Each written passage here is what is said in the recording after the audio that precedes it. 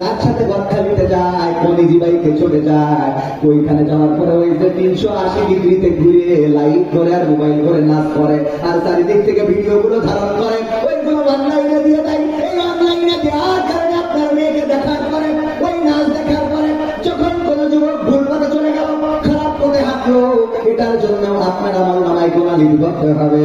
এই জন্য আল্লাহ রাব্বুল আলামিন কোরআনে বলেছেন, পরকালের ময়দানে বান্দারা বলবে, আল্লাহ আমার জীবনে তো এত গুনাহ ছিল না, এত গুনাহ আমার আমল নামায় কেমনে আসলো?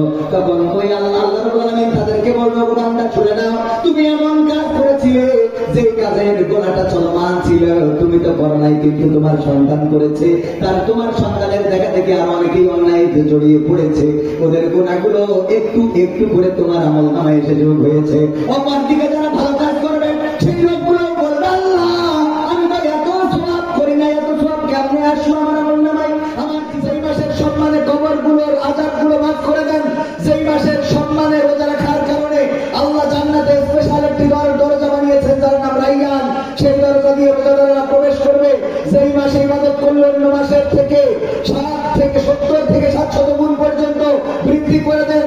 যেই মাসের সম্মানে আল্লাহ একটা রাত দিয়েছেন, যেই রাতে ইবাদত করলে 1000 মাসের চেয়ে বহুগুণ সওয়াব। যেই মাসে রোজা রাখার কারণে আল্লাহ জীবনের গুনাহ খাতা সমূহ মাফ করে দেন। এমনকি বিশ্বনবী বলেছেন, পরকালের ময়দানে আল্লাহ রাব্বুল আলামিন নিজ হাতে রোজাদারকে পুরস্কার দিবেন। শুধু তাই নয়, কোন কোন বর্ণনায় এসেছে বিশ্বনবী বলেছেন, আল্লাহ রাব্বুল আলামিন নিজেই রোজাদারদের জন্য পুরস্কার হয়ে যাবেন। বলেন সুবহানাল্লাহ। এই এত বরকতময়, এত রহমতের মাস, নাজাতের মাস, মাগফিরাতের মাস, ক্ষমার মাস, সেই মাসে ইসরাইল আমার ফিলিস্তিনি ভাইদের উপরে হামলা করে, তাদেরকে শহীদ করে, তাদের উপরে নির্যাতন নিষ্পেষণ করে প্রমাণ করে দিয়েছে তাদের মধ্যে মানবতা বলতে কিছু নাই। তারা বিশ্বে যে মানবতার দোহাই দেয়, আমেরিকার ডোনাল্ড ট্রাম্পের মদত রয়েছে, তার মদত পুষ্ট এই সরকার ফিলিস্তিনকে নিশ্চিহ্ন করতে চায়। আল্লাহর কসম করে বলি, যদি মুসলিম জনতা জেগে না ওঠে তাহলে আল্লাহ রাব্বুল আলামিনের সাহায্য আসবে। এই মুসলমানেরা পরকালের ময়দানে বিচারের কাঠ গড়ায় দাঁড়াতে হবে।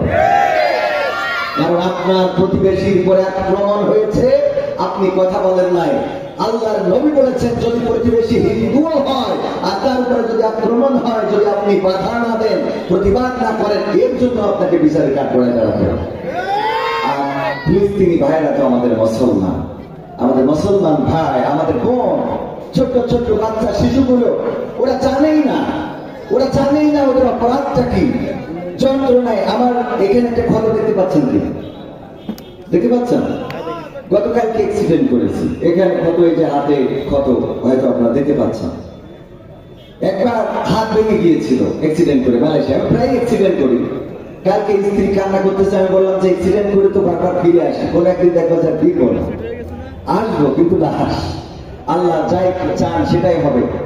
তো যাই হোক, অ্যাক্সিডেন্ট করলে মালয়েশিয়ায় হাত ভেঙে গেল। ওই সময় সাভারের রানা প্লাজা ঘোষিত হয়েছিল। সাভারের রানা প্লাজা মনে আছে আপনাদের? এই রানা প্লাজায় অনেকেই চাপা পড়েছিল, কারো হাত কেটে বের করতে হয়েছিল, কারো পা কেটে বের করতে হয়েছিল।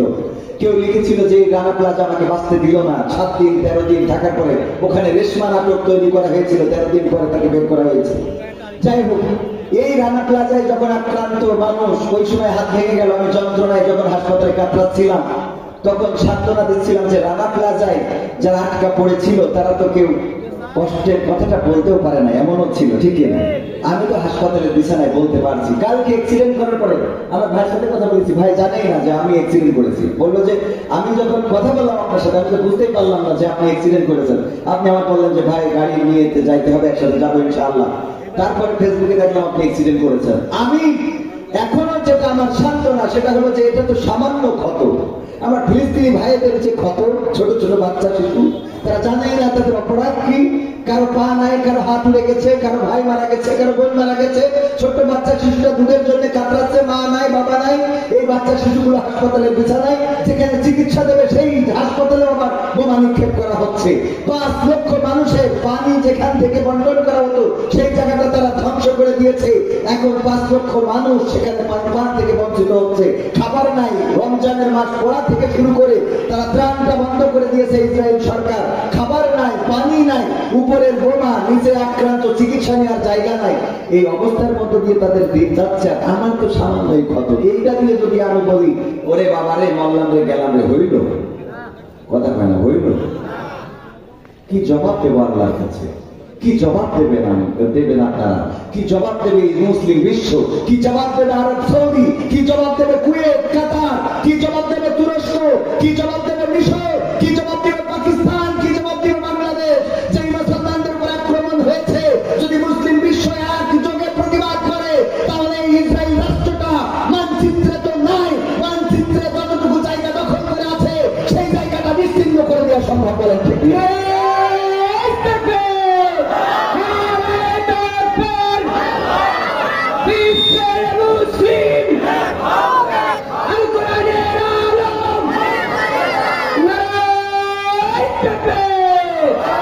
এখন আমাদের উপায় হলো, আমরা যারা অসহায় তারা যখন ওই যে কেউ অনেকেই বলে যার কেউ থাকে না তার থাকেন কি, বলার জায়গাটা কোথায়? তো আল্লাহর কাছে আমরা বলি, আল্লাহ তুমি রহম করো রহমানুর রহিম, তোমার দয়ায় স্বাধীন করো আকসা ফিলিস্তিন, তোমার দয়ায় স্বাধীন করো আকসা ফিলিস্তিন। আল্লাহ তুমি রহম করো, আল্লাহ তুমি দয়া করো রহমানুর রহিম, তোমার দয়ায় স্বাধীন করো আকসা ফিলিস্তিন, তোমার দয়ায় স্বাধীন করো আকসা ফিলিস্তিন। বিপদ বালা মুসিবত আসে জানি তোমার থেকে, পরিত্রাণ যায় পাওয়া যায় মাওলা তোমায় দেখে, ঠিক না? বিপদ বালা মুসিবত আসে জানি তোমার থেকে, পরিত্রাণ যায় পাওয়া যায় মাওলা তোমায় দেখে। তোমার রহম ছাড়া প্রভু, তোমার রহম ছাড়া প্রভু হবে না স্বাধীন, তোমার দয়ায় স্বাধীন করো আকসা ফিলিস্তিন, তোমার দয়ায় স্বাধীন করো আকসা ফিলিস্তিন। হতাহত হয়েছে যারা, ভেঙেছে বাড়ি ঘর, আপন তুমি করে দিও কইরো না গোপন। হতাহত হয়েছে যারা, ভেঙেছে বাড়ি ঘর, আপন তুমি করে দিও কইরো না গোপন। নতুন করে সাজিয়ে দিও, নতুন করে সাজিয়ে দিও তুমি তাদের দিন, তোমার দয়ায় স্বাধীন করো আকসা ফিলিস্তিন, তোমার দয়ায় স্বাধীন করো আকসা ফিলিস্তিন। আল্লাহ তুমি রহম করো রহমানুর রহিম, তোমার দয়ায় স্বাধীন করো আকসা ফিলিস্তিন, তোমার দয়ায় স্বাধীন করো আকসা ফিলিস্তিন। বলেন আমি আলহামদুলিল্লাহ। কেন জোরে বলতে বলেছিলাম মনে আছে? যে সময় ফিলিস্তিনের এই মানুষগুলো এত উৎকণ্ঠায় দিন যাপন করছে, কারো ভাই নাই, কারো বাবা নাই, কারো মা নাই, ছোট বাচ্চা শিশুরা দুগ্ধ পান করাবে এমন নারী নাই, আহত হয়েছে, রক্ত জমাট বেঁধে রয়েছে, আমার মতো এরকম ছিঁড়ে গেছে, কেলিয়ে গেছে, পা কেটে বের করতে হয়েছে, হাত কেটে বের করতে হয়েছে। এই মানুষগুলোর থেকে আমরা ভালো আছি না খারাপ আছি? তো আলহামদুলিল্লাহ আমরা এত আসতে বলবো। আবার বলেন আলহামদুলিল্লাহ। আল্লাহ শুকরিয়া আদায় করলে আল্লাহ নিয়ামত বাড়িয়ে দেন, বলেন সুবহানাল্লাহ। আল্লাহ রাব্বুল আলামিনের শুকরিয়া যত আদায় করবেন, আপনি বিপদে মুসিবতে যত নির্যাতনে নিষ্পেষণে শুকরিয়া আদায় করবেন, আল্লাহ তত আপনার নিয়ামত বাড়িয়ে দেবেন। আইয়ুব আলাইহিস সালাম যখন সমস্ত গায়ে পোকায় আক্রান্ত হয়ে গেলেন, গোশতগুলো পোকারা খেয়ে ফেলেন, পোকাগুলো কিলবিল করে বেড়ায়, জায়গা সম্পদ সব ধ্বংস হয়ে গেছে, সন্তানেরাও মারা গেছে, স্ত্রীরা শুধুমাত্র রহিম আলাইহিস সালাম সবাই ছেড়ে চলে গেছে, শুধু একজন ছিলেন। সমস্ত শরীরে ঘাম, সমস্ত শরীরে পোকা, কুষ্ঠরোগ থেকে শুরু করে পোকা পচন ধরে গেল। তারপর আল্লাহর জিকির ছাড়লেন না। আল্লাহ রাব্বুল আলামিন যখন এইভাবে দেখলেন যে তারপর আমার জিকির ছাড়ে না, এবার জিহ্বার মধ্যে ঘা দিয়ে দিলেন, তারপরে জিহ্বার মধ্যে পোকা তৈরি করে দিলেন। তখন আইয়ুব আলাইহিস সালাম বললেন, ওগো আল্লাহ, এবার তো তোমার কাছে আমার অভিযোগ করা ছাড়া রাস্তা নাই। ওগো আল্লাহ, তুমি আমার সন্তানদেরকে কেড়ে নিয়েছো, আমি তোমার কাছে অভিযোগ করি নাই। তুমি আমার সম্পদ কেড়ে নিয়েছো, কোনো অভিযোগ করি নাই। তুমি আমার স্ত্রীদের কেড়ে নিয়েছো, অভিযোগ করি নাই। তুমি আমার সমস্ত গায়ে ঘা দিয়েছো, অভিযোগ করি নাই। পোকা দিয়েছো, অভিযোগ করি নাই। পোকাগুলো আমার গায়ের বস্তুগুলো খেয়ে নেয়, তাও কোনো অভিযোগ করি নাই। ওগো আল্লাহ, তুমি যখন আমার জিহ্বায় পোকা দিলে, এখন তো অভিযোগ করা ছাড়া কোনো রাস্তা নাই। কারণ আল্লাহ, তোমার এই পোকা যদি আমার জিহ্বাটা খেয়ে নেয়, তাইলে কেমন করে আমি তোমার জিকির করবো, তোমার কাছে একটু জানতে চাই। ওগো আল্লাহ, তোমার কাছে ফরিয়াদ, তুমি আমার সমস্ত সব কিছু কেড়ে নাও। আমার সমস্ত শরীরে পোকা দিয়েছো, আমার সমস্ত অঙ্গ প্রত্যঙ্গ ধ্বংস করে দিতে পারো, কিন্তু জিহ্বাটা আল্লাহ তুমি আমার একটু অক্ষত রেখে দাও, যেন আমি বিপদে মুসিবতে তোমার নামের জিকিরটা করা বন্ধ না করে ফেলি। এই বিপদের মধ্যে জিকির করেছেন কার? আল্লাহ রাব্বুল আলামিন বললেন, ও আইয়ুব, আমার পরীক্ষা করা শেষ, আর তোমার পরীক্ষা নিতে চাই না। তোমার হারানো সব কিছু আমি আবার তোমাকে ফিরিয়ে দিলাম। বলেন সুবহানাল্লাহ। বিপদে পড়বেন, ডাকবেন কাকে? আল্লাহকে ডাকলে আল্লাহকে পাওয়া যায়। ডাকার মতো যারা ডেকেছে তারা পেয়েছে, আল্লাহকে যারা ডেকেছে আল্লাহ তাদের ডাকে সাড়া দিয়েছে, আর আল্লাহকে যারা ডাকে নাই তারা আল্লাহকে পায় নাই। অভিযোগ করেন, কিন্তু আল্লাহকে ডাকার মতো ডেকে অভিযোগ করেন না। আর আল্লাহ রাব্বুল আলামিন যদি আপনার পরে কোনো বিপদ বালা মুসিবত দেন, সেটাও আল্লাহ কোনো না কোনো পরীক্ষা, কোনো না কোনো কল্যাণ চিন্তা করে দেন। বলেন সুবহানাল্লাহ। ওয়ালা নাবলুওয়ান্নাকুম বিশাইইন মিনাল খাউফি ওয়াল জুই ওয়া নাকসিন মিনাল আমওয়ালি ওয়াল আনফুসি ওয়াস সামারাত ওয়া বাশশিরিস সাবিরিন। আমার আল্লাহ বলছেন, আমি মানুষকে বিপদ দিই, বালা দিই, মুসিবত দিই। আমি তাদের আয় রোজগারে, আয় উৎপাদনে হ্রাস বৃদ্ধি সাধন করি। আমি তাদের ফল ফসলের ক্ষতি করি, আমি তাদের সন্তান সন্ততির ক্ষতি করি। এইগুলো করে আমি দেখতে চাই কারা ধৈর্য ধারণ করে। বিপদে আসলে যারা বলে, কি বলে? ইন্না লিল্লাহি ওয়া ইন্না ইলাইহি রাজিউন। আমরা আল্লাহর তরফ থেকে এসেছি এবং আবার আমাদেরকে কোথায় ফিরে যাওয়া লাগবে। এই কথা যারা বলে আল্লাহ তাদের উপরে সন্তুষ্ট হয়ে যান। আল্লাহ বলেছেন, উলাইকা আলা হুদাম মির রাব্বিহিম ওয়া উলাইকা হুমুল মুহতাদুন। আল্লাহ রাব্বুল আলামিন তাদের উপরে রহম করেন। আল্লাহ রাব্বুল আলামিন তাদের ব্যাপারে সফল কামের ঘোষণা দিয়েছেন। আল্লাহ রাব্বুল আলামিন বলেছেন, তারাই হেদায়েতের পরে প্রতিষ্ঠিত রয়েছে, যারা বিপদে মুসিবতে পড়লেও আল্লাহকে ডাকা ছেড়ে দেয়। আল্লাহকে ডাকে কি ছাড়া যাবে? বিপদে আপদে মুসিবতে জুলুমে নির্যাতনে নিষ্পেষণে অ্যাক্সিডেন্টে দুর্ঘটনায় রক্ত ঝরুক না ঝরুক, সব অবস্থায় আমরা বলবো কি? আলহামদুলিল্লাহ। কি বলবো? আলহামদুলিল্লাহ। আল্লাহ খুশি। তুমি যদি আমাকে কষ্ট দিয়ে খুশি থাকতে চাও, আপত্তি নাই। ওই আব্দুল কাদের জিলানী রাহিমাহুল্লাহর মতো বলতে হবে, ও আল্লাহ, পরকালের ময়দানে তুমি যদি আমার জান্নাতে দাও, পরকালের ময়দানে তুমি যদি আমার জান্নাতে দাও।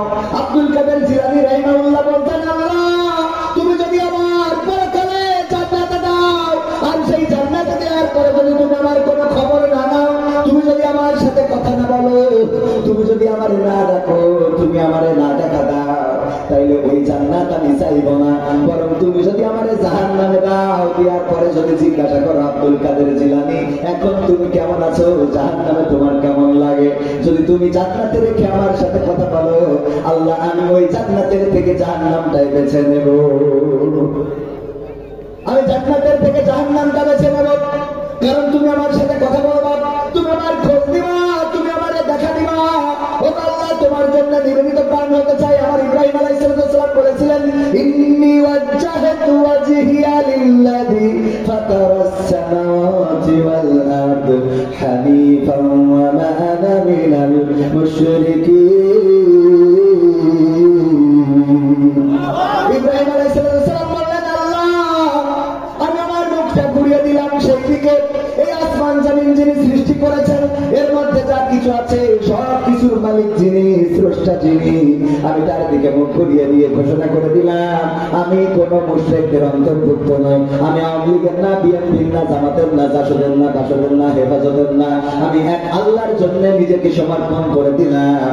এই কথা বলার পরে আল্লাহ রাব্বুল আলামিন ইব্রাহিম আলাইহিস সালামের রক্ষা করেছেন না করে নাই? করেছে কিনা? এই জন্য আল্লাহ শিখিয়েছে আমাদের বিশ্বনবীর মাধ্যমে, বলেছে বিশ্বনবী তুমি তোমার উম্মতদের জানিয়ে দাও, কুল ইন্না সালাতি ওয়া নুসুকি ওয়া মাহইয়ায়া ওয়া মামাতি লিল্লাহি রাব্বিল আলামিন। আল্লাহ নবীকে জানিয়ে দিলেন, বলো, বলতে বলো, তুমিও বলো, তোমার উম্মতদেরকেও বলো, তারা বলুক, কুল ইন্না সালাতি, নিশ্চয় আমার নামাজ, আমার সালাত, ওয়া নুসুকি আমার কুরবানি, ওয়া মাহইয়ায়া আমার জীবন, ওয়া মামাতি এবং আমার মরণ লিল্লাহি রাব্বিল আলামিন। কাজে আল্লাহর জন্য আমাদের কষ্ট, আমাদের দুঃখ, আমাদের বেদনা, আমাদের নামাজ, আমাদের সালাত, আমাদের কুরবানি, আমাদের ত্যাগ, আমাদের দান, আমাদের ফিতরা, আমাদের মাহফিল শোনা, আমাদের মাহফিল না শোনা, সবকিছু কার জন্য? আল্লাহর জন্য। যদি আমরা করতে পারি আল্লাহ রাব্বুল আলামিন আমাদের অভিভাবক হয়ে যান, আল্লাহ রাব্বুল আলামিন আমাদের উপরে খাস রহমত বর্ষণ করে দেন, আমাদের বিপদে মুসিবতে তিনি পাশে থাকেন, দুনিয়ার জীবনে কল্যাণ দান করেন এবং আখিরাতের জীবনে মুক্তি দিয়ে দেন কে? আখিরাতের জীবনের মুক্তিটাই হলো বড় প্রাপ্তি, বড় সফলতা। আখিরাতে যদি আমরা আটকে যাই তার থেকে বিফলতা আছে নাকি? রোজা রমজানের দিন, রোজার মাস, পবিত্র কোরআনের সূরা বাকারার কত নম্বর আয়াত যেন? 283 নম্বর। 183, হ্যাঁ 183 নম্বর আয়াত।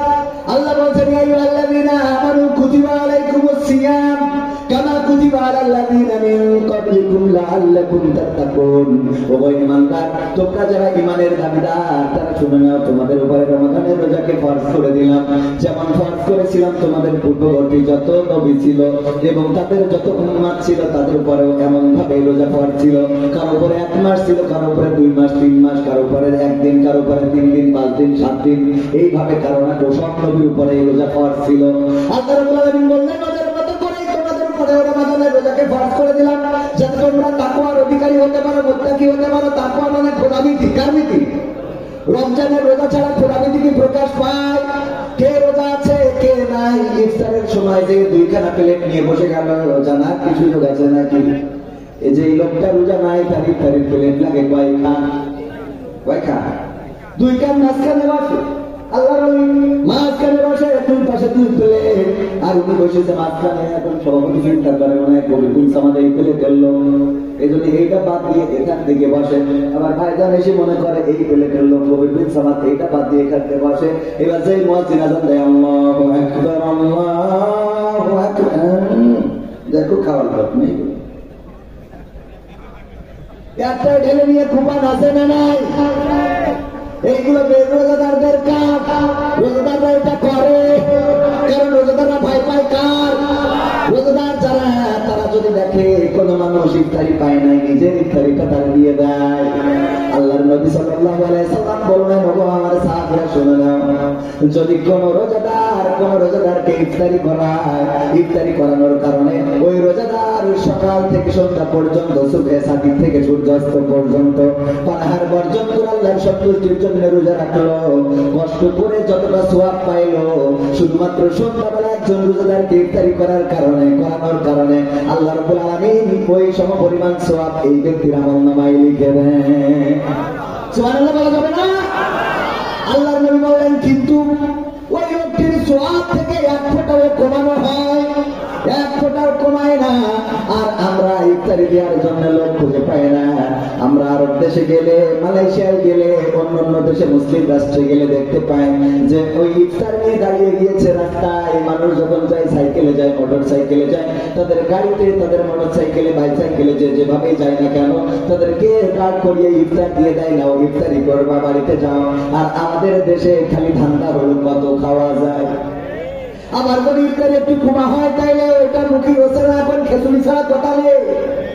আমাদের এলাকায় আর যাই হোক খিচুড়ি লাগবে, কি লাগবে?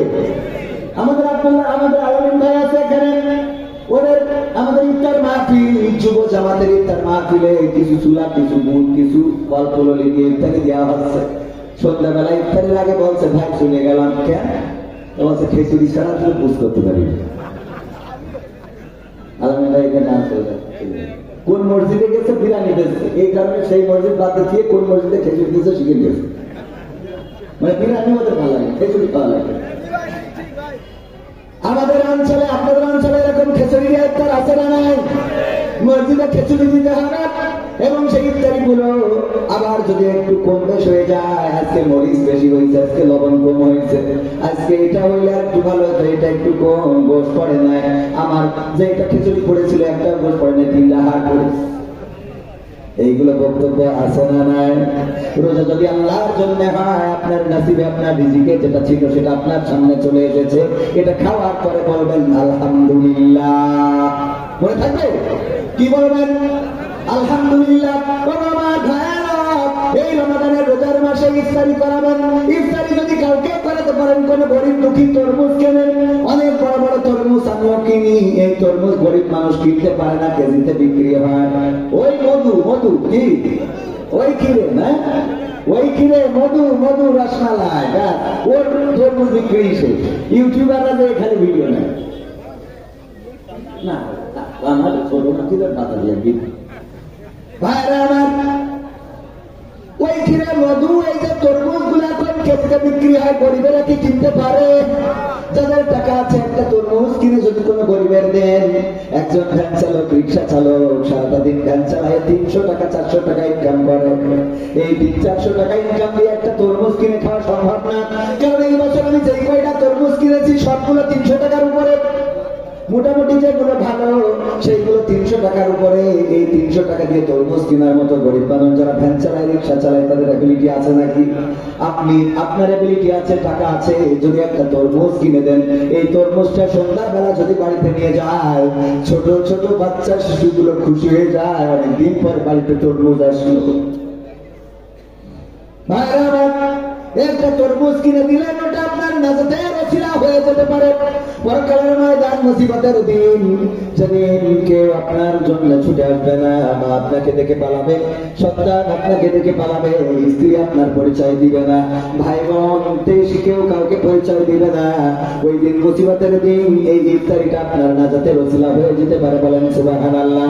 কারণ আমার আল্লাহ বলেছেন, ফাতাইয়া আল মিসকালা সারাতিন খায়রাইয়ারা ওয়া মাইয়ামাল মিসকালা যারাতিন শাকাইয়ারা। আল্লাহ বলেন, যারা পরিমাণ ভালো কাজ সেটাও তোমাকে দেখিয়ে দেব, আর যারা পরিমাণ খারাপ কাজ সেটাও তোমাকে দেখিয়ে দেব।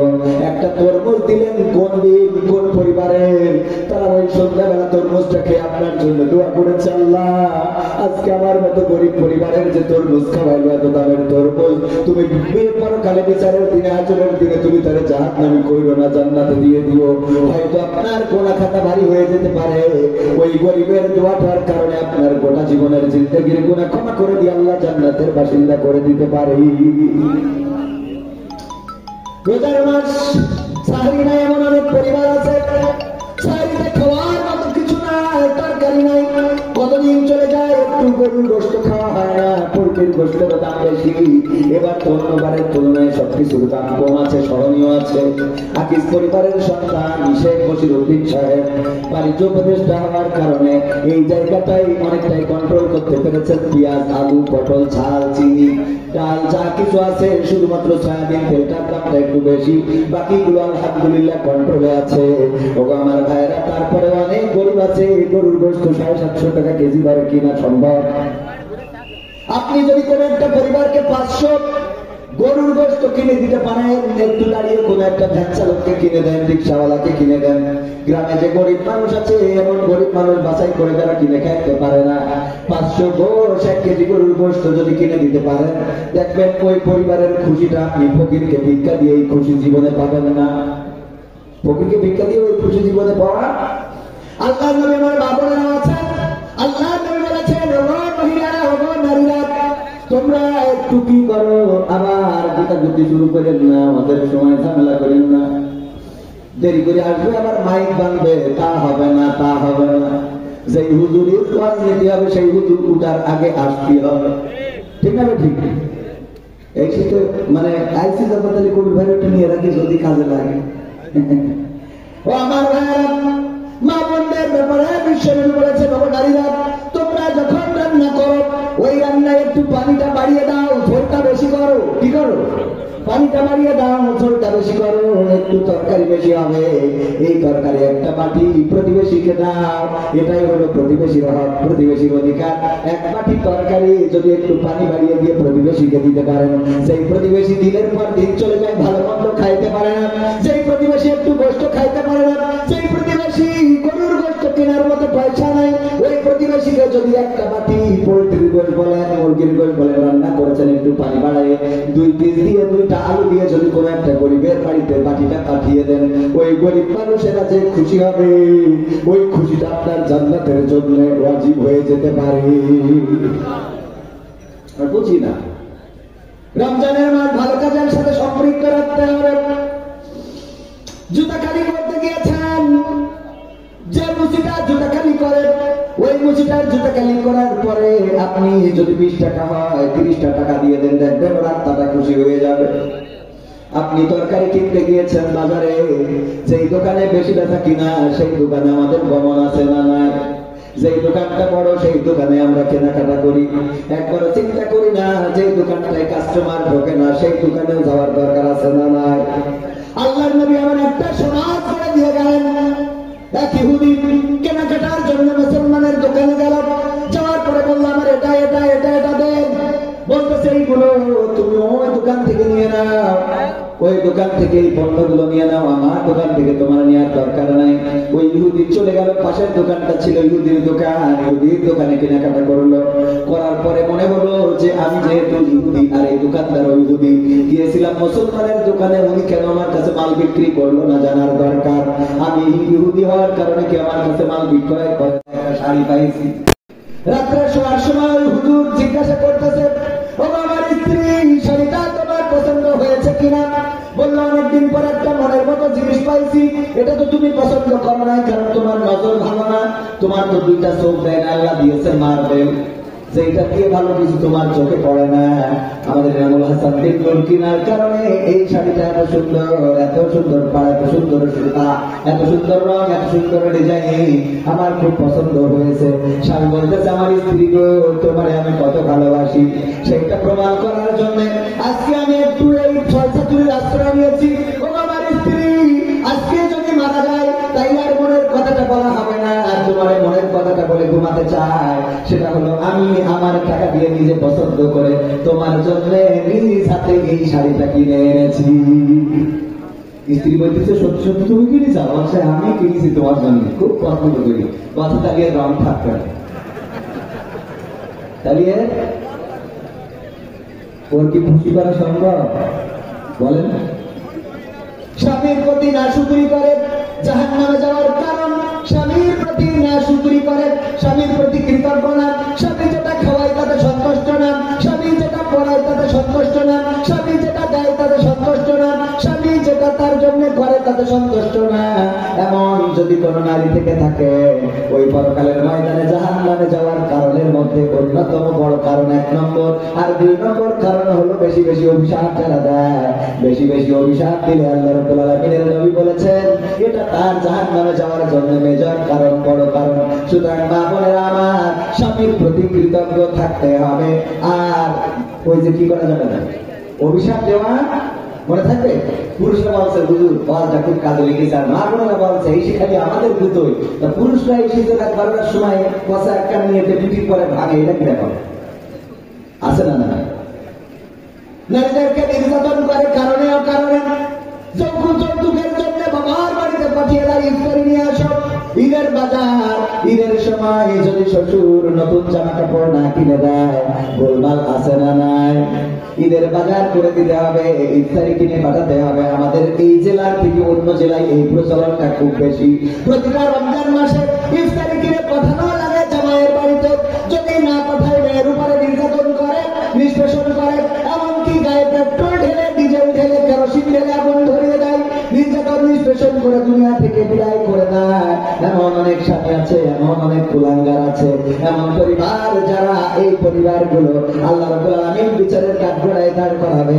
আর নিরীহ এই স্ত্রীদের সাথে অন্যায় আচরণ করার কারণে আল্লাহ নবী বলেছেন তাদের জন্য জাহান্নাম ফায়সালা হয়ে যাবে। বলেন নাউযুবিল্লাহ। স্ত্রীকে বিনা কারণে মারা যাবে না, তুচ্ছ কারণে তার সাথে গোলমাল করা যাবে না। সেই স্ত্রী প্রতিদিন আপনার মশারিটা টানিয়ে দেয়, সেই স্ত্রী প্রতিদিন আপনার কয়েলটা ধরিয়ে দেয়, সেই স্ত্রী প্রতিদিন আপনার রান্না করে খাওয়ায়, ওই স্ত্রী যদি অসুখ হয়েছে একটু কি রান্না করে, যে রান্না করা যায় না? কথা বলে এগুলো অনেকে খাইতে, হ্যাঁ আমি যাবো রান্নাঘর পাতাম টান নিতে পারে যেতে পারে। স্ত্রী রান্নায় সহযোগিতা করেছেন কে? বিশ্ব নবী সাল্লাল্লাহু আলাইহি সাল্লামের 10টা রোমান্টিক সুন্নাতের মধ্যে অন্যতম হলো স্ত্রী যেই পাত্রে পানি পান করবে ওই পাত্রে পানি পান করা, এটাও রাসূলের সুন্নাহ। সুবহানাল্লাহ। একই গ্লাস থাকবে, দুইজনের কি একই গ্লাস থাকবে, তবে স্ত্রীদের গ্লাসে স্বামীরা খাতি পারবে, কিন্তু স্বামীদের গ্লাসে স্ত্রীরা খাতি পারবে কথা নয়। পারবে কিন্তু পারবে না, পারবে কিন্তু পারবে। কারণ কি? কারণ হলো যে আমাদের আকিস কলেজের স্কুলের একটা ইংরেজি টিচার ছিল, বলছে বরিশালে বাড়ি, বলছে আমার চাচা বিয়ে করলো, সমবয়সী বিয়ে করার পরে আমার চাচি ওর ঠোঁটে কিস করতে দেয়, কি করতে দেয় না, কিস করতে দেয় না। তো ওই ভাই তো সমবয়সী বললো যে তোর চাচির তো বিয়ে করে আনার পরে খুব লসে আছে, কেন? তো ঠোঁটের সাথে ঠোঁট একদম দিলে তো তার বলতাম কি চাষি পড়াবো, বলছে তা বলা যায়, তো হারাম কিছু না, হারাম চাষি চাষা ঠোঁটে কিস করবে এটাই তো ঠিক এবং এটাই শুনি। তো এখন বলতেছে এটা যে একটু হারাম কিছু না। আবার হারাম মানে কি? সেদিন আমাদের হচ্ছে শরীফুল ভাই বগুড়া কথা বলেছে যে যদি স্ত্রীর নিচের ঠোঁটে কিস করতে পারে তাইলে তার একটা কবুল আছে, সোয়াব হয়ে যাবে। তার মধ্যে খামাখা নিবন্ধন করলাম কিনে দিই, বাড়ির খানা হয়ে গেছে, ওহাদের নিবন্ধন করে ফেলেছে এই বছর।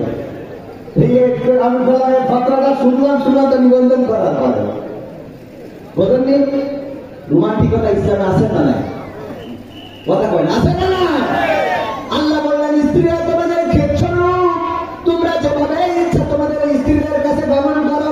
বিশ্ব নবী বললেন সাহাবীরা শুনে নাও, তোমরা যদি তোমাদের স্ত্রীদের সাথে মিলিত হও তাহলে আল্লাহ রাব্বুল আলামিন তোমাদের আমলনামায় সওয়াব দিয়ে দেন। সাহাবীরা বলল আল্লাহ রাসূল এটা তো একটা লজ্জাজনক কথা যে স্ত্রীর সাথে আমরা সঙ্গম করলে আল্লাহ সওয়াব দিবেন। আল্লাহ নবী বললেন ও আমার সাহাবীরা এটা লজ্জার কিছু নয়, এটা লজ্জার কোনো কারণ নেই। কারণ হলো তোমরা যদি তোমাদের বৈধ স্ত্রীর বাইরে এই একই কাজ অন্য জায়গায় করতে গুনাহ হতো না? সাহাবীরা বললেন অবশ্যই গুনাহ হতো, শুধু তাই নয় এমন গুনাহ দুনিয়ার পরে মাথা পর্যন্ত কেটে দিয়ে সঙ্গে সার করা হতো, আর দরকার আল্লাহ জাহান্নাম দিয়ে দিবেন। আল্লাহ নবী বললেন সেই কাজটা যখন বৈধ জায়গায় করা হয় আল্লাহ উল্টা তার পরিবর্তে সমান সওয়াব লিখে দেন। বলেন সুবহানাল্লাহ। যেমন গুনাহ হতো তেমন সওয়াব হয় স্ত্রীদের কাছে গমন করলে। বলেন সুবহানাল্লাহ। সুতরাং যুবকেরা বিয়ে তাড়াতাড়ি করার দরকার আছে না নাই? সওয়াবের জন্য হলেও বিয়েটা করে ফেলতে হবে, আল্লাহ কবুল করুন। বলে না নেই যুবকেরা তাই হুজুর আব্বা তো বোঝেন না, আছে না নাই? অনেক বাপ নিজের বিয়ের সময় ঠিকই দাদার সাথে বাড়াই করে বিয়ে করেছে, অথচ ছেলে বিয়ের সময় বলে আগে প্রতিষ্ঠিত হও। তুমি কয় মতো প্রতিষ্ঠিত ছিলে বিয়ের সময়? সেদিন আগে বিয়ে জয় কাইন্ডে দিকে দাও পূজা হয়ে যায়, ঠিক না? ঠিক এই যে কোনো দেখেন না যদি ছাড়া পায় ও সারা গ্রাম ঘুরি তারপর বলি আছে, ঠিক না? বেটি দামরা কোনো ছাড়া পাইলে এটা করে তা আপনার এগিয়ে একটু শুধু কাটিং দিয়েছে কুত্তা কাটি সেটা বলি পারছেন না, এমন কাটিং দিয়েছে দেখি শয়তান পাই তোর আল্লাহ শয়তান আমার বানায় দিকে তোর বানাই করছে, আছে না? কথা কয় না। আর রোজার মাসে পথ খাইতে আমার আল্লাহ লিখা বেশি গল্প না লিখা আবার আমাকে কাটি করতেছে, কথা কয় করিয়ে না করে না। ধর্ষণ শুধু না, গণধর্ষণ। কি ধর্ষণ? গদখালিতে যা ফুল বাগানে যা ওনাকে আবার ফুল বাগানে না গেলে হয় না, বেড়াতে নিয়ে যেতে হবে, মাথার পরে আবার ফুল দিতে তোর ফুল তাই খেলবে মাথার পরে এই আছে না? ওরে সব মাথার পর ফুল, মাথার পর ফুল দিয়ে মোটরসাইকেলের পিছনে বসে ইয়ার মারা জায়গা কি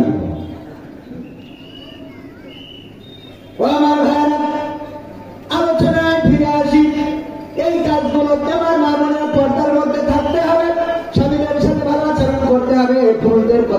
না। ওই যে আমার স্যার বললেন যে তার চাচি কিস করতে দেয় না, এই জন্য চাচিরে বললো চাচি। আমার চাচা অভিযোগ করলো তুমি নাকি তাকে ঠোঁটে কিস করতে দাও না। দেব কি, তোমার চাচা বিড়ি পান করে ধূমপান করে বিড়ি খেয়ে মুখের যে অবস্থা করে রেখেছে, ওর কাঁচাই কিস করা যাবে, তা ঠোঁটে না। তাহলে গিলাসে কি পানি পান করা যাবে? স্বামীরা খালি বুঝে পেরেছেন এখন কেন পান করে না, কথা বোঝা যাচ্ছে না। ও পানি পান করলে ও তো পানি থাকে না, ও মনে হয় তো বিড়ি গুলাই ঠিক আছে। সত্য বলছেন মিথ্যা বলছেন? পায়খানা ঘরে যাবেন, কোন বিড়ি খোর পায়খানা করে আসলে আপনি টয়লেটে গেলে মনে হবে আপনি পায়খানায় আসেননি, বিড়ি ঘাটে উঠে আছেন। এই সত্য আপনারা আল্লাহ কিরকম বলেন। হ্যাঁ, ওর গিলাসে কি পানি পান করা সম্ভব? কথাগুলো আপনাদের খারাপ লাগছে?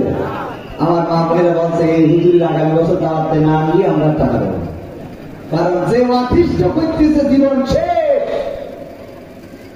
নামাজের সময় যখন ইমাম বলে বলা দলিল, এই যে হামিল করে ছাড়লো, দুই কাছে ফেরেশতা খাতা তুই চলে যায় যে পরে এসে লিখতে। এখন তুই আগে আমিন বলে দে, আমি পরে আসবো।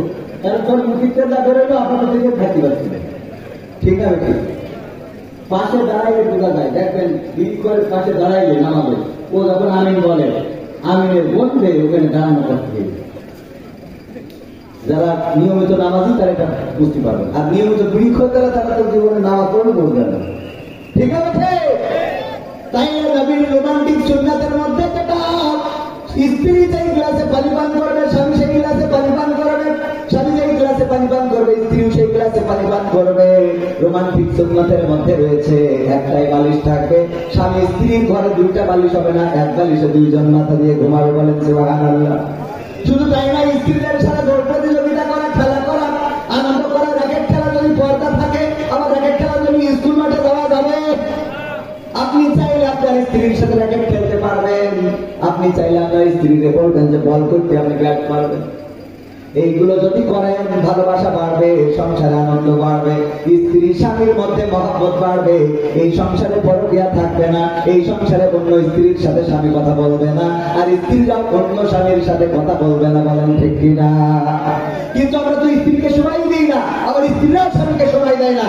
ওই যে বলছিলাম যে অনেক স্ত্রী আছে যারা স্বামীর কথা ভালো লাগে না, কিন্তু কমিউনিটি আমাদের কাছে ফোন করে ঘন্টার পর ঘন্টা, বলতে খুব ভালো লাগে। এরা আছেন না? না, স্বামী যদি ফোন দেয় বিদেশ থেকে, এত ফোন দাও কেন, এত ফোন দিতে একদম জন্য তোমার, হ্যাঁ টাকা পাঠানো 3 নম্বর বলি তোমার টাকা দিলেন, এত ফোন দাও কেন, রেখে দেবে দিয়ে দেন। হ্যাঁ বলতো ভাই কেমন আসুন আপনি, অনেকদিন পরে দেখেন তো আমার ঠোঁটটা কেমন দেখছে। ও বাবা, ও বড় কাছে যাই তো ঠোঁট দেখেন, কথা বলে আসে না? না, পুরুষ আছে বোর সাথে সারাদিন কিছু করবি, মাথায় একটু লবণ কম বেশি হয়েছে না, ভালো হয় না তরকারি, লবণ একটু কম বেশি, লবণ কম হইল কেন, বেশি হইল কেন? আরে বাবা এই নিয়ে যে টর্চারিং করে না করি, লবণ যেহেতু বেশি হচ্ছে ভালো কিছু করা যায় না। তুমি আজকে বেগুন রাঁধতে চাও, তোমার আছে হরিণের গোট রাঁধতে চাও, লবণটা একটু কম হইলে আর একটু ভালো লাগে, ওরা খুশি হয়ে যাবে না? ও পরের দিন আনন্দ আরো লবণ বাড়াবে, মানে খুশির চোখে, মানে উল্টো করে ভালো লাগে। তো যাই হোক, এইগুলো বলবে, স্ত্রীকে সুন্দর সুন্দর কথা বলবে। আবার ওই যখন ভাবির সাথে কথা বলে, হ্যাঁ ভাবি কেমন আছেন, আল্লাহ হিদায়াত করুন, বলেন আমি। ওয়াকারনা ফি বুয়ুতিকুন্না ওয়ালা তাবাররাজনা তাবাররুজাল জাহিলিয়াতিল উলা। কথাটা কার? আল্লাহ রাব্বুল আলামিন বলেন, ও নারীরা তোমরা পর্দার মধ্যে থাকো, জাহিলি যুগের মেয়েদের মতো সাজুগুজু করে নিজেদেরকে প্রদর্শন করে বেড়াইও না। আর এখনকার মা বোনেরা সাজুগুজু করা তো যেমন তেমন, ওরে আল্লাহ, ঈদের মার্কেট গুলোতে এখন পুরুষ পাওয়া যায় না, আজান দিয়ে নারী আছে না? না, নারীদের জন্য আমাদের ঢোকার কোনো কায়দা নাই, আমার তর্ক বিতর্ক শুরু করা যায়। আমি এক দোকানে গেলাম কাপড় দেখার জন্য, আমার পরে এসেছে এক মহিলা, আসার পর আমাদের ছুটিপুরের বাজারে আসার পর আমাকে কাপড় দেখাচ্ছে, উনি খালি করে আমার দেখান, আমার দেখান, আল্লাহ এটা কিনা আমার দেখান, আমার দেখাচ্ছে না কেন? মানে আমি দেখছি আমার দেখাচ্ছে, ও খালি বলতে চাই, বলেন আছে আপনার সমস্যা লাগবে, বলেন আমার দেখাবে না দেখাবে আপনার, আমি কাস্টমার আগে যাবে আমার করে, তারপর আপনার দেখাবে, তারপর আমরা দেখাবো, আমি কাস্টমার আমার দেখাবে, আপনারও দেখাবে, একসাথে দেখাবে। ওরে বাবা ওরে, আমি তো হুজুর মানুষ, মানে হুজুর মানুষ আমি মানে মেরি করতে, কারণ হুজুর মানুষ মালিক আমার পরে বউ মেরেছে, কিন্তু মারিছি যে কেন সেটা তো বুঝতে হবে, কথা কয় না। আমার সাথে শুরু করে দিয়ে মনে হচ্ছে আমি ভাই ভাই হবে। এই অবস্থা নারীদের, এদের পরকালে কি হবে? আল্লাহ বলল পর্দার মধ্যে থেকে চাই নিজেদের মেয়েদের মতো সাজুগুজু করে নিজেদেরকে প্রদর্শন করে বেড়ায় না। আর এখনকার মা বোনেরা সাজুগুজু তো করেই, বুড়ো কাটি, তারপরে এই যে আইলা সাইলা পাইলা ঠিক লোকটা যা কিছু আছে সব দিয়ে তারপরে বুরকা পরে বাড়িতে যখন যায় তখন মনে হয় জান্নাতুল ফেরদাউস বেরোয়, ঠিক না ঠিক? আর বাদখালি যাওয়ার পরে ওর মধ্যে যে ঢোকে সেই দান মাটি নিয়ে বাড়ি চলে, কথা কয় না, আছে না না? আপনি মনে করছেন হুজুর খালি এইসব কথা বলতেছে, এগুলো তো আমাদের মানে অনেক চাকরা আছে, মুরব্বী আছে, যদি বলি আপনার নাতিটা দেখলাম এই যে অবস্থা, খালি দেখলাম আর একজনের মোটরসাইকেলের পিছনে হাত ধরে বলি, ও গো বাপু এখনকারের সময় ও আগে ছিল না, এখন হয়ে যাচ্ছে, এখন হয়ে যাচ্ছে, আছে না? ও যে তোর দেখি জাহান্নামে নিয়ে যাচ্ছে পরকালে, বলবে যে বাবা দাদা গুলো ধরো, কথা বলে, ঠিক না ঠিক? এই জন্য পর্দা করাতে হবে, সাজুগুজু করা বন্ধ করাতে হবে। আর এই সাজুগুজু গুলো যখন করে নাই ক্রিম মেখে কালো মানুষটা পরিষ্কার হয়ে গেছে। আমার গ্রামেও দেখি যে লোকটা ছিল কালো, যে মেয়েটা কালো, হঠাৎ 4 মাস 5 মাস 1 বছর পরে দেখা যায় যে সে ভর্তি পরিষ্কার। এই পরিষ্কার ছেলেরা প্রতারিত হয়, মেকআপ থেকে প্রতারিত হয়, এইগুলো দেখে বলে আমি ওরা ছাড়া বাঁচবো না। আর বিয়ের পরে বিপদে পড়ে যাই, 1 বছরের পরে এবার গান গায়, আমি পারি না আর পারি না, আমি কেন মরি না, আর গাই কি চিনে না আমার গো, আমি পারি না আর পারি না, হয়তো 2 দিন পরে মরবো, আগে মরলে কি ক্ষতি, ওরে এই দুনিয়ার রং তামাশা বুঝলাম না রে একরতি, ও আমার ঘরে রমণী সেজে কালো নাগিনী, বেনাপোলের বিউটি পার্লার আমার বাজাইছে 12টায়, আমি পারি না আর পারি না, ঠিক আছে? বিপদে পড়ে যায়। ওই যে উদাহরণ দিতে বলি, এক বিউটি পার্লারের মালিকের মেয়েদের একটা বক্স দিয়েছে, আইফোন 16 প্রো ম্যাক্স, দাম কত? ওই 80,000, 2 লাখ টাকা, 2 লাখ টাকার উপরে আইফোন 16 প্রো ম্যাক্স কত নিয়ে যেয়ে দিয়েছে বিউটি পার্লারে। যে আপনার দিলাম কিসের জন্য? গতকালকে আমার স্ত্রী আপনার এই বিউটি পার্লার থেকে সেজে গিয়েছিল, তাতে কি আমি খুশি হয়েছি, এই জন্য দিলাম। কি খুশি হইলি? বলছে আল্লাহ এর জন্য আরো 3টে দিয়ে আইফোন 16 প্রো ম্যাক্স, এত দামে ফোন। ওমা বক্স খুলি দেখে ওর মধ্যে কি এর আইফোন 16 প্রো ম্যাক্স, খুলি দেখে ওর মধ্যে নোকিয়া 1100 বাগার মারা বাদনটা দুটোই লিখে লিখা রয়েছে কি এখন কেমন লাগে এখন। কারণ কালকে তুমি যে মালদারে সাজাইছো, 1 বছরের পরে যখন আমি বিয়ে করে নিয়ে যে ঘুমটা উঠালাম, তখন দেখলাম পরিমণির খেলা তো গুণ, কিন্তু সকালবেলা গোসলের পরে দেখি নোকে 1100 টাকার মানে বাতন ইন্দুরি খেয়ে গেল। আছে না তুমি সাজাই দিলে এমন মাল, আমি 1 বছরে সব শেষ হবে। এখনকার ছেলেরা একটু চালাক, চেহারা দেখার আগে পাত্রীকে তাকায় দেখে নেটওয়ার্ক আছে কিনা, ঠিক না বেটা? আর যারা বোঝানো তাদের বুঝাইতে হবে, তো না বলে যতই মেকআপ করেন কাজে লাগবে, কারণ পাইডার কেন্দ্রে উঠে টাওয়ার পাচ্ছে কিনা। যদি দেখেন মুখের সাথে পাহাড় নেটওয়ার্কের মিলে একটা ওয়ারিদার একটা গ্রামীণ, তাইলে বলবেন যে ভেজাল আছে না? একটা ওয়ারিদ একটা গ্রামীণ, এইটা যদি এয়ারটেল আর গ্রামীণ, তাইলে বলবেন ভেজাল আছে, ওইটারে বিয়ে করা যাবে। আগের সময় যদি আমার চেচারা আমার মুরব্বীরা হুজুররা বিয়ে করতে চাইতো, তাদের মুরব্বীরা যেত মেয়ে দেখার জন্য, যাওয়ার পরে জিজ্ঞাসা করতো মা কোরআন পড়তে পারো কিনা, বলতো পারি, তাইলে 2টা আয়াত পড়ে শোনাও, কোরআনটা বের করে দিত, 2টা আয়াত পড়ে শোনাতো। তারপরে বলতো নামাজের আরকান আহকাম কয়টা, তারপরে বলতো ওযুর ফরজ কয়টা, তায়াম্মুমের বিধান কি, তারপরে সূরা ইয়াসিন মুখস্থ আছে কিনা, আর রহমান পারো কিনা, আয়াতুল কুরসি কুরসিটা হবে কিনা, দোয়াই গ্রুপটা বলো, দুরুদ ইব্রাহিমটা হবে কিনা, এইগুলো জিজ্ঞাসা করার পরে যখন দেখতো সবকিছুতে 100তে 100, বলতো যে যা খুশি হয়েছি। মেয়েটা যদিও একটু কালো, রঙে যদিও একটু মরা, জাতের মেয়ে কালো ভালো, নদীর পানি খোলা ভালো, সুতরাং এই মেয়েটাকে বিয়ে করা বা ছেলের জন্য বৌমা করা যায়। আর এখনকার সময় মেয়েদেরকে দিয়ে জিজ্ঞাসা করে কি, মুরব্বীরা যায় না, যাই খোলাপা যাওয়ার পরে মেয়ে সে যে সামনে আসে, এসে করে আগে একটা চোখ কি করে, এটা চোখ একটা মেয়ে দেয়, এটা কি বলে যে কথা তো ছিল দেখলে ঠিক আছে। এরপরে কয়েক দোস্ত জিজ্ঞেস কর, ভাবি আপনার টিকটকে ফলোয়ার্স কত আছে? টিকটকে আপনি রিলস ভিডিও কি করতে পারেন? আপনার ফেসবুকে ভিউজ কেমন হয়? আর্মিং আছে কিনা? মুরব্বীরা বুঝতে পারছেন না, কিন্তু ইয়ারা বুঝতে পারছেন জিনিসগুলো কি। আপনি কাপড় ভুলা করতে পারবেন কিনা? কাপড় ভুলা করবেন তো, স্বামী দাঁড়ায় থাকবে পিছনে কোথায়, আর স্ত্রী আসবে ক্যামেরার সামনে, হাই গাইস সবাই কেমন আছো, আমি না বলে আজকে লাইভে চলে এসেছি, তোমরা মাইন্ড করবে না, আমার কথা শুনতে পেলে তোমরা একটু আমাকে কমেন্ট করে জানা। তোমাদের বলেছিলাম আমি কিন্তু আমার শুভ কাজটা সেরে নিয়েছি, আমার পাগলটা পিছনে ধরে এই বলো, ও পিছনে চলে, হ্যাঁ ওইটা আমার পাগলটা দাঁড়ানো, হ্যাঁ ও মা কবির বিন সামাদ জয়েন করেছে, হাই কবির বিন সামাদ। এটা কি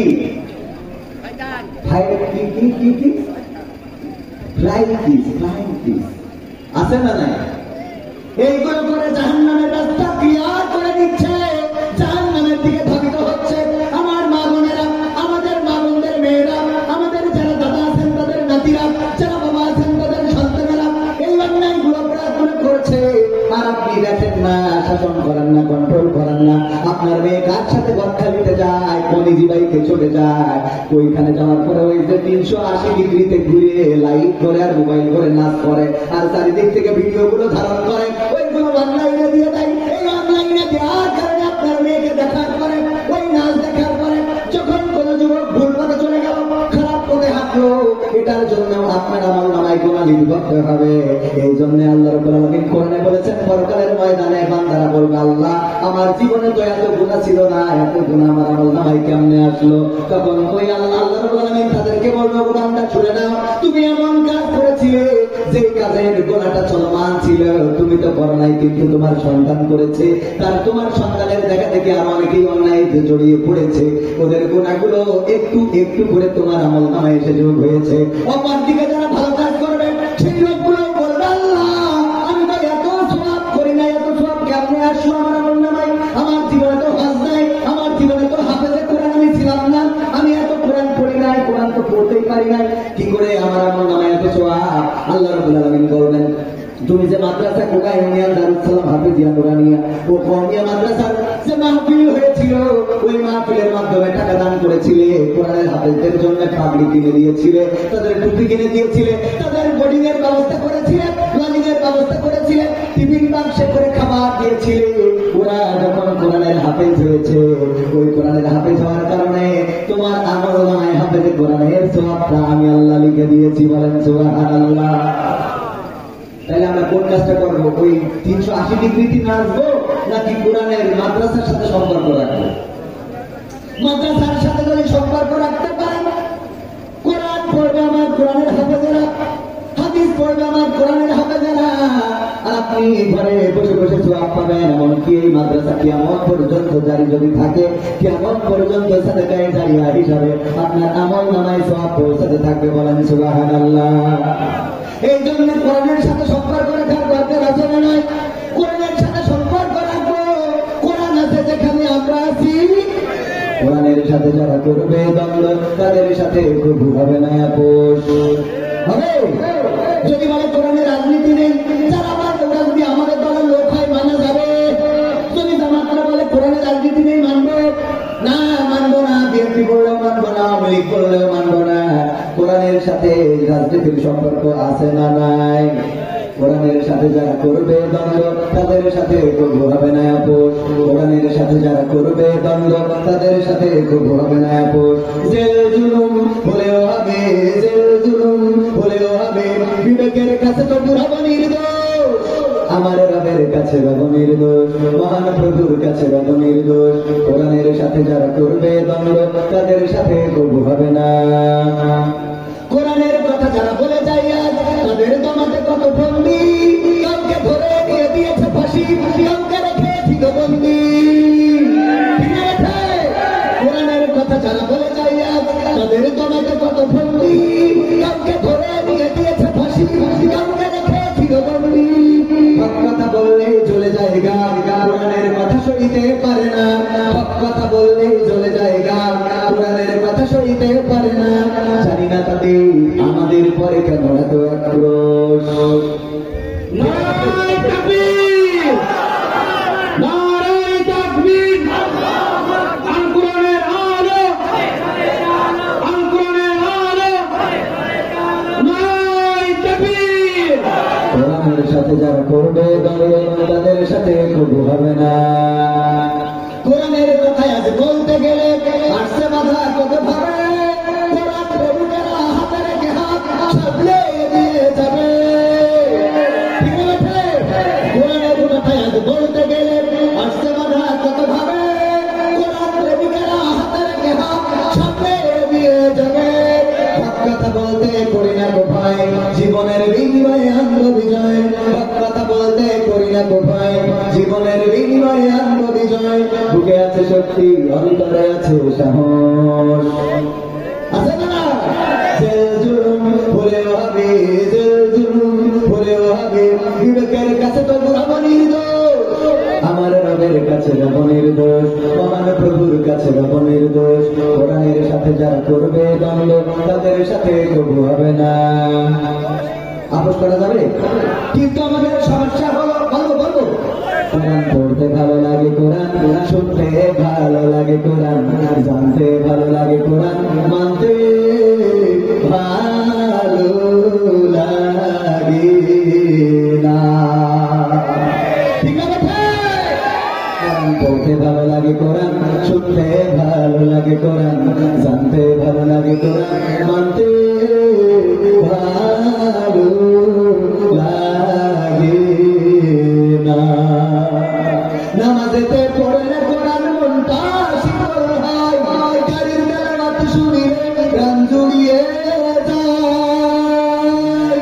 নামাজেতে পড়লে কোরআন মনটা শীতল হয়, গাড়ির তেলাওয়াত শুনিলে গান জুড়িয়ে যায়। সেই কোরআনের ব্যাখ্যা দিলে কলিজাতে আগুন জ্বলে, সেই কোরআনের ব্যাখ্যা দিলে অন্তরেতে আগুন জ্বলে। বিরোধিতাও চলে কেন তা জানি না। কোরআন পড়তে ভালো লাগে, কোরআন শুনতে ভালো লাগে, কোরআন জানতে ভালো লাগে, কোরআন মানতে ভালো লাগে। কোরআন পড়ে দেখতাম ওরা শুরু করতো দিন, তারা আবার চাইতো না দেশে কোরআনের কোরআন পড়ে দেখতাম ওরা কারা আল্লাহর ওলিরা, কোরআন পড়ে দেখতাম ওরা শুরু করে দিন, তারা আবার চাইতো না দেশে কোরআনের আইন। এটা যে কেমন নীতি, তাই তো এ দুর্গতি করছে মনের ক্ষতি কেন তা বুঝি না। কোরআন পড়তে ভালো লাগে, কোরআন শুনতে ভালো লাগে, কোরআন জানতে ভালো লাগে, কোরআন মানতে ভালো লাগে। কোরআন বুকে চুমু খাওয়ার লোকের গায়ে অভাব, সেই কোরআনের বিরোধিতা আবু জাহেলের স্বভাব।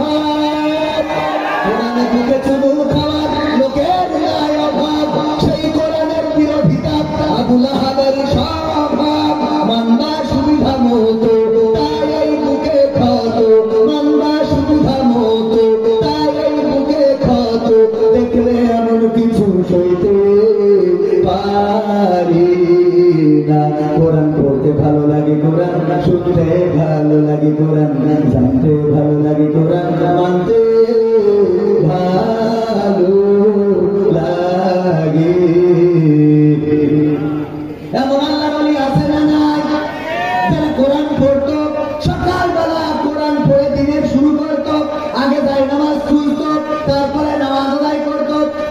কোরআন পড়তো, তারপরে দিনের শুরু করতো। এমন আল্লাহর ওলি পরেশগার বান্দা, তাদেরকেও এই দেশের মানুষ চিনল না রে। ঠিক আছে, চিনতে কি পেরেছে? যদি চিনতে পেরেছে তাহলে কি দাদার দেশে যাওয়া লাগতো? আমার দাদার দেশ অভিযোগ করে আমাদের দেশে নাকি সংখ্যালঘু নির্যাতন হচ্ছে। এই আমেরিকার যে গোয়েন্দা প্রধান এসেছে, তার দিয়ে বলা গেছে যে বাংলাদেশে সে আতঙ্কিত যে বাংলাদেশে সংখ্যালঘু নির্যাতন আছে, বলেছে না? আমি বললাম এই বাংলাদেশে আমরা একটু রিসার্চ করি, গবেষণা করি, আসেন আমার সাথে আপনারাও গবেষণা করেন।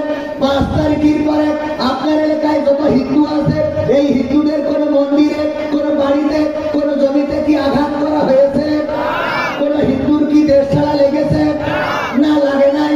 প্রথমে দেশ ছাড় দিয়ে হয়েছে 1 নম্বর আল্লাহর ওলি তিনি, এই বাংলাদেশে যিনি ওলিয়া উলিয়ার পর্যায়ে পৌঁছে গেছিলেন জনাব, যার পরিবার এসেছিল ইসলাম প্রচারের জন্য।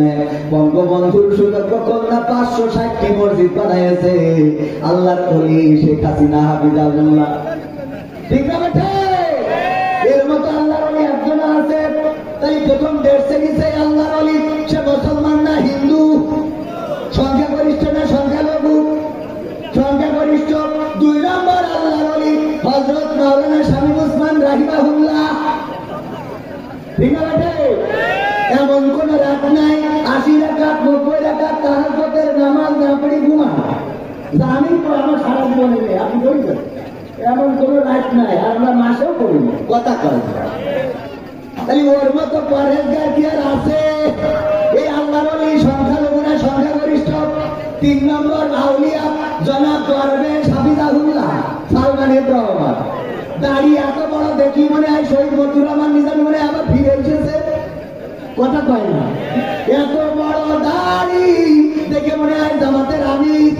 এই লোকটার আমরা বললাম তো ধরলাম, সে নৌকায় চড়লো, চড়ার পরেও ভাড়া খাওয়ার পরে এবার বলছে ও আমার দরদি, আগে জানলে তোর ভাঙা নৌকায় চড়তাম না। ঠিক আছে, ভাঙা নৌকায় চড়তাম না, এটি পদে পড়তাম না। ওরে বর্ডারেতে খাইলাম ধরা, বিসিটাও তো পাইলাম না। আগে জানলে তোর ভাঙা নৌকায় চড়তাম না। ঠিক আছে, এই দরবেশের সালমানের রহমান দরবেশ বাবা, সে আল্লাহর ওলি। তার আমরা দেশ ছাড়া করার জন্য সে চলে যাচ্ছিল, ধরে তার রিমান্ডে নিলাম, নির্যাতন করলাম। সে সংখ্যালঘু না সংখ্যাগরিষ্ঠ? বলতে পারে না সংখ্যাগরিষ্ঠ। তারপরে 4 নম্বর আউলিয়া ওবায়দুল কাদের হাফিজাহুল্লাহ।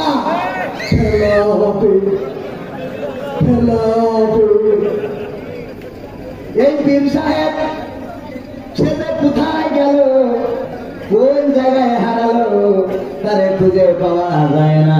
4 নম্বর গেল, 5 নম্বর মানিক চিন্তা করলো এতদিন দাড়ির বিরুদ্ধে, টুপির বিরুদ্ধে কথা বলেছি, এখন থেকে সব বাদ, দাড়িও রাখলো, টুপু পড়লো, এমনকি ঘর বাড়ি ছেড়ে দিয়ে বাগানে দিয়ে কলা পাতায় গিয়েছিল। ঠিক আছে, কলা পাতায় গিয়ে রয়েছে, ধরে কিছু পেয়ে বিসি করলে মেশিনের আর দাম আছে? ঠিক না বেঠে?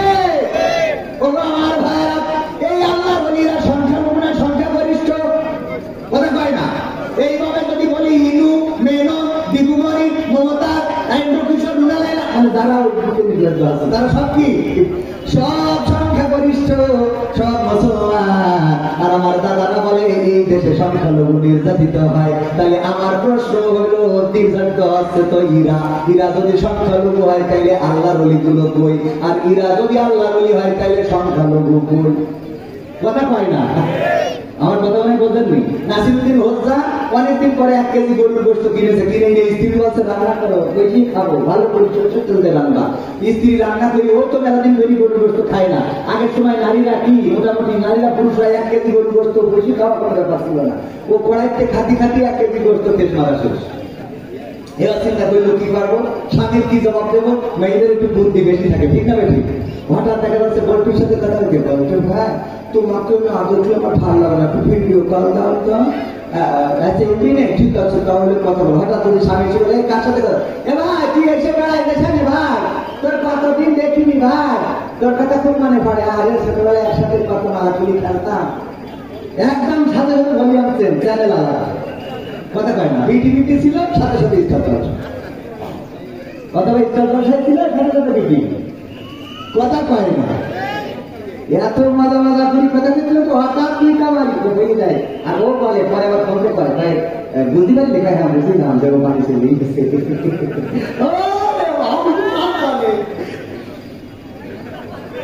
পাগল এমনি কি অ্যাক্সিডেন্ট করেছি, ওইটা গবেষণা করতে করতে করে দিচ্ছি। আল্লাহ বাপ করুন বলে না আমার ভাইয়েরা, তাই নাসির উদ্দিন হত্যা কি কিনে গেছে গোশ রান্না করো, কৈশির খাবো গেছে গোসল করার জন্য, গোসল করে সেই স্ত্রীকে বলতেছে স্ত্রী নিয়ে আসো গোস্ত কোথায়, স্ত্রী তো খাইতে খাইতে সব শেষ, চিন্তা করলো স্বামীরে কি বুঝ দেবো কি সান্ত্বনা দেবো। বাড়ি ছিল একটা বিড়াল, রান্নাঘরের চুলার পাশে শুয়েছিল, ওই দ্বারে ধরি গলায় ধরি দিয়ে টানতে টানতে নিয়ে বলছে তোমার কদিন করে বললাম যে এটা বেলা দিয়ে বলছে কেন, কেজি গোস তুমি চিকিৎসা কত কষ্ট টাকার গোস, আরে স্ত্রী সত্যি কিছু তুমি আমার বিশ্বাস করো না, আমি বলে এই সংসার করবো না, আপনার কাছে ফোন দেবো আপা আমার নিয়ে যাও, ওরে সাথে সাথে আপা নিয়ে যাও, অপরাধ করবো আবার গলাও করে লেভেলে থাকবে, মানে ওদের কাছে যাই আমি আর খবর না, আমার দুঃখের কথা থাকে ক্যামেরায় ভিডিও আসছে। তো এখন এই যে অবস্থা, ইটাই কিনে নিয়ে আসছি না বলে করছে, ইটাই কিনে নিয়ে আসছি চুলাই লবণ বেশি হয়ে গেছে। আমি ইটাই বাড়ি 20 বছর চুলাই খাওয়া যায় এই দেখো লবণ কেমন হয়ে, তাই বলছে দোকান থেকে কিনে এলাম আমি বুঝা তখন কি খেয়েছে একটু নিয়ে আসবো, কথা কয় না।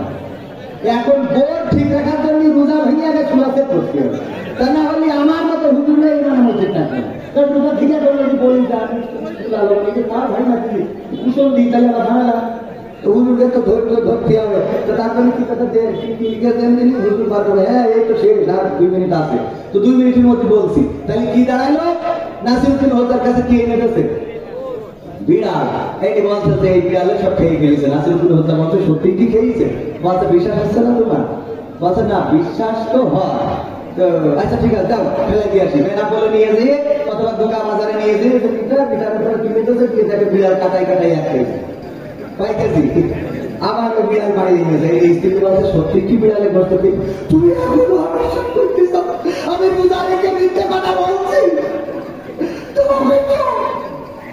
হ্যাঁ গালাগালি আছে না বলছে যে না স্ত্রী তুমি মিথ্যা বলো না আমি জানি, কিন্তু আমার একটা দুঃখ, আমার একটা কষ্ট, এই বিড়ালটা দুর্গা বাজারে নিয়ে যে ওজন দিলাম, দেওয়ার পরে দেখি বিড়ালটা কাটাই কাটাই 1 কেজি। এবং আমার প্রশ্ন হলো এইটা যদি সেই বিড়াল হয় তাহলে আমার সে গোস্ত ডাকো, আর এইটা যদি সেই গোস্ত হয় তাহলে সে বিড়াল ডাকো, কথা বলেননি? নির্যাতিত হচ্ছে এই দেশে শেখ হাসিনা, বঙ্গবন্ধু শেখ মুজিবুর নেই, এই ওবায়দুল কাদের, সালমানের রহমান, তারপরে কিরা হানিফ, তারপরে ইনু মেনন, দীপুমণি, সালমানের রহমান, শাহজাহান চৌধুরী, তারপরে ব্যারিস্টার সুমন, আরাফাত, এইগুলো সবগুলো কাটা মুসলমান, তারা কয় হিন্দু নির্যাতিত হচ্ছে। আমার প্রশ্ন হলো ইরা বিড়াল হলি গোস্ত কই, আর ইরা গোস্ত হলি বিড়াল কই, মানে ইরা যদি মুসলমান হয় সংখ্যালঘু কই, আর ইরা যদি সংখ্যালঘু হয় তাহলে এতদিন ধরে তাদের আল্লাহওয়ালা পীর সাহেব মানেছি তারা কই।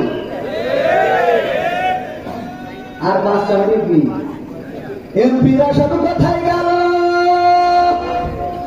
মন্ত্রীরা সব কোথায় গেল, কোথায় কাদের কাকা, তাদের সারা দেশটা এখন লাগে ফাঁকা ফাঁকা, পালাবো না পালাবো না, প্রয়োজন হলে বাসায় গিয়ে উঠবে, ঠাকুর গাঁয়ে বাসা আছে না, ঠিক না বেটে, পালাবে না যাই না তবু দেখা, পালাবে না যাই না তবু দেখা, তাদের সারা দেশটা এখন লাগে ফাঁকা ফাঁকা, ওদের সারা দেশটা এখন লাগে ফাঁকা ফাঁকা, আইন মন্ত্রী আটকে গেল আইনেরই ফাঁকে, গাড়ি ছাড়া দরবেশের ভণ্ড ভণ্ড লাগে, আটকে গেল আইনেরই ফাঁকে, গাড়ি ছাড়া দরবেশের ভণ্ড ভণ্ড বাজে, শুনছি কত নেতা নেত্রী খাইতেছে ভাই ডান্ডা, বিচারপতি কালামানিকের পাঠিয়েছে আন্ডা। পলকেরও ঝলক গেল, পলকেরও ঝলক গেল থামিয়ে নেটের চাকা, তাদের ছাড়া দেশটা এখন লাগে ফাঁকা ফাঁকা, ওদের ছাড়া দেশটা এখন লাগে ফাঁকা ফাঁকা। ওই গেল সেই সংসদেতে মমতাজের গান, কোথায় গেল হযরত বালা স্বামী মুসলমান। সেই সংসদেতে মমতাজের গান, কোথায় গেল হযরত বালা স্বামী মুসলমান। ইনু মেনন দীপু মনি আছে কারাগারে, বাপ করিলে পাপ কখনো সারে কি আর তারে। কোথায় গেল স্পিকারের, কোথায় গেল স্পিকারের দৃষ্টি আঁকা বাঁকা, তাদের ছাড়া দেশটা এখন লাগে ফাঁকা ফাঁকা, ওদের ছাড়া দেশটা এখন লাগে ফাঁকা ফাঁকা। কোথায় গেল আরাফাত আর ব্যারিস্টার সুমন, কথা বলার সময় তারা করেনি ওজন।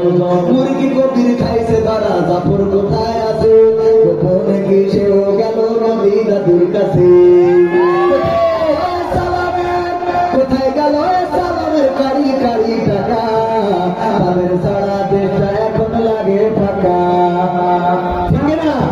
সম্মানিত ভাইয়েরা আমার, যারা ইসলামের বিরুদ্ধে অবস্থান নিয়েছিল, যারা চেয়েছিল, আল্লাহ রাব্বুল আলামিন বলেছেন ইউরিদুনা লিইউতফিউ নূরাল্লাহি বিআফওয়াহিহিম আল্লাহু মুতিম্মু নূরিহি ওয়ালাউ কারিহাল কাফিরুন।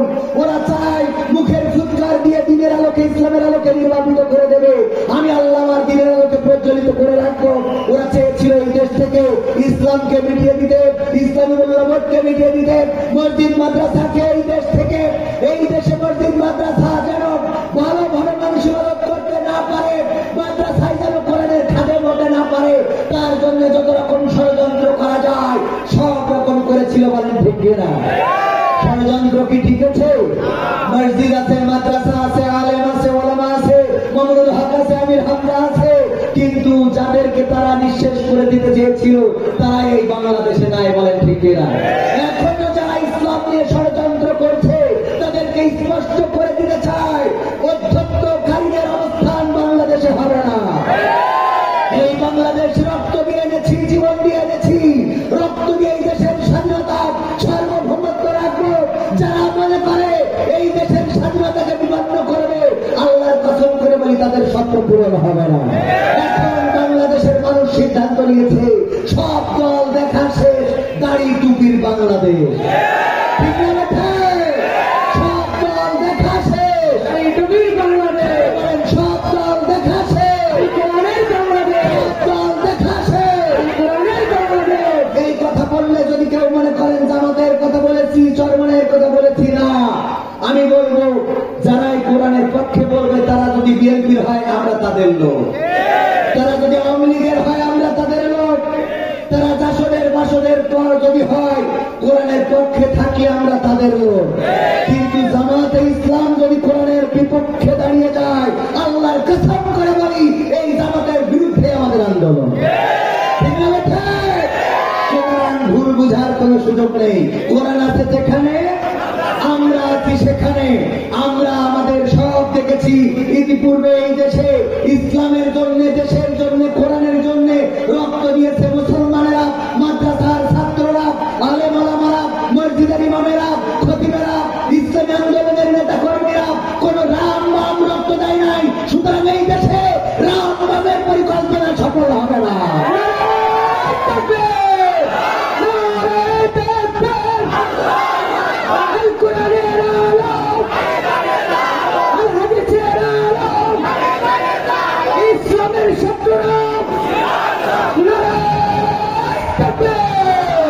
আগামীর দিন আসছে বড় ক্রিটিক্যাল দিন। ষড়যন্ত্র চলছে, ছিনতাই লীগ, ডাকাত লীগ, ধর্ষণ লীগ, শ্রমিক লীগ, রিক্সাওয়ালা লীগ, আনসার লীগ, এক একটা নামে যে দাঁড়াচ্ছে রাজপথে। দেখতে তাই শিক্ষক বহু বছর ধরে চাকরি করে, প্রতিষ্ঠানের নাম জানে না। দেখেছেন কিনা? সুতরাং ষড়যন্ত্রকে যদি মোকাবেলা করতে হয় তাহলে অবশ্যই সোচ্চার থাকতে হবে। যদি আইন প্রশাসনের লোক দিন সুনির্দিষ্ট কোন পদক্ষেপ গ্রহণ না করে, জনগণ লাঠির মাথায় আইন তুলে নিতে হবে। টাকা কয়টা পায়ে দড়ি দিলে উল্টা টায়ার বেঁধে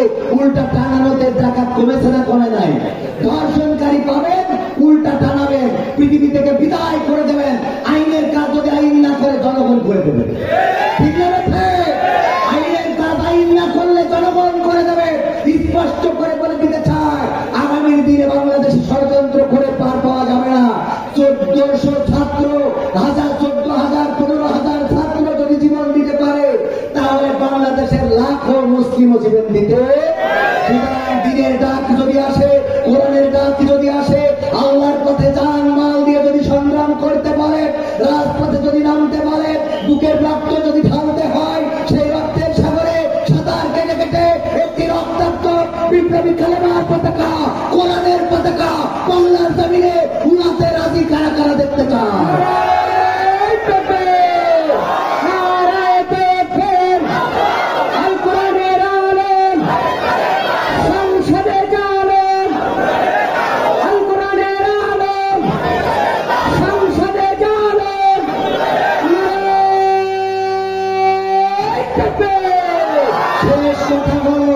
আমরা ইংরেজদের শাসন দেখেছি, আমরা পাকিস্তানিদের শাসন দেখেছি, এবং স্বাধীন বাংলা হওয়ার পরে এই 53 বছর আমাদেরকে ললিপপ ঝুলানো হয়েছে।